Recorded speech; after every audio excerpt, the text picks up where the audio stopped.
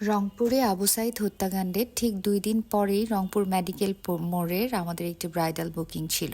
সারা দেশে যেহেতু শাটডাউন ব্যবস্থাপনা জারি ছিল, তো এই ব্রাইডটিকে সাজাতে আমাদের বেশ ভোগান্তি পোহাতে হয়েছিল। তো এভরিওয়ান, আসসালামু আলাইকুম। তো আমি নওশিন চলে আসলাম আবারও আপনাদের মাঝে একটা ব্রাইডাল মেকওভার হোম সার্ভিসের শর্ট ভিডিও ক্লিপ নিয়ে। ব্রাইডটি 19 জুলাই 2024-এ ছিল।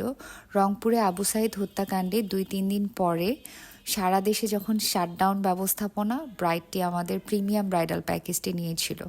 বুকিং করেছিল প্রায় 1 মাস আগে। ব্রাইড বুকিং অনুযায়ী আমাদের টাইম দিয়েছিল যেন আমরা সকাল 8টার মধ্যেই তার বাসায় পৌঁছে যাই। যেমন কথা তেমন কাজ, আমরা ব্রাইডের শিডিউল অনুযায়ী ভোর 6টায় রংপুরের উদ্দেশ্যে রওনা দিই এবং রংপুরগামী পকেট রোডগুলো দিয়ে রওনা শুরু করি। আলহামদুলিল্লাহ কোনো প্রকার ঝামেলাবিহীনভাবেই আমরা সকাল 8টায় ব্রাইডের বাসায় পৌঁছে যাই। ব্রাইডটি যদি 1 মাস আগে বুকিং কনফার্ম না করতো তাহলে হয়তো বা আমি এত রিস্ক নিয়ে রংপুরের প্রাণকেন্দ্রে ব্রাইডটি মেকওভার দিতে যেতাম না। কথা যেহেতু দিয়েছি, কথা তো রাখতেই হবে। প্রথমে রংপুরের কোনো এক ডক্টর আপুর কাছে তার ব্রাইডাল মেকওভারের বুকিং করেছিল। পরে আপুর বেস্ট ফ্রেন্ড আমাদের কথা বলে এবং আমাদের হোম সার্ভিস কোয়ালিটি সম্পর্কে জানায়, এবং আপু আমাদের ফেসবুক পেজ ভিজিট করে তার ব্রাইডাল মেকওভারের বুকিং কনফার্ম করে। মেকওভার কমপ্লিট করতে করতে আপু আমাকে জানায় তার ব্রাইডাল শ্যুট ঘাগট পার্কে আছে। তো আমি আপুকে অফার করলাম, আপু আমি ঘাগটের ওই দিক দিয়েই দিনাজপুরে যাব, আপনি চাইলে আমার সাথে ঘাগটে নেমে যেতে পারেন।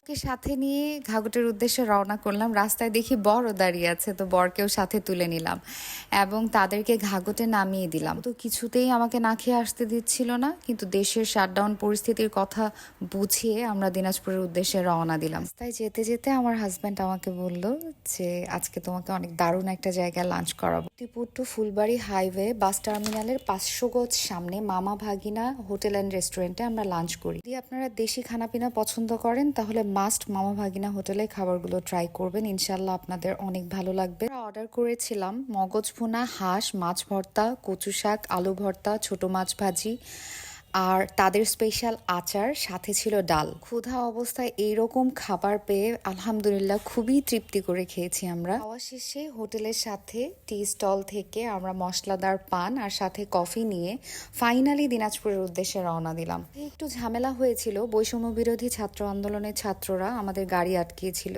যেহেতু আমি নিজেও একজন স্টুডেন্ট, তাদের বুঝিয়ে বললাম ব্যাপারগুলো, তো তারা আমাদের এতটুকুই বললো যে এত রিস্ক নিয়ে কি দরকার ছিল রংপুরে যাওয়ার আপনাদের।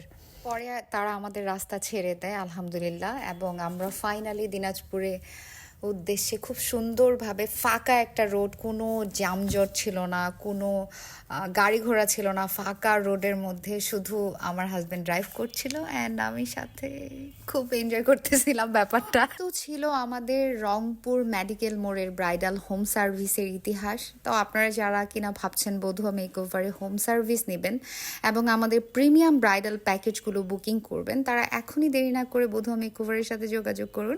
আমরা কিন্তু দিনাজপুর এবং দিনাজপুরের বাইরের সকল ডিস্ট্রিক্টগুলোতে হোম সার্ভিস দিয়ে থাকি।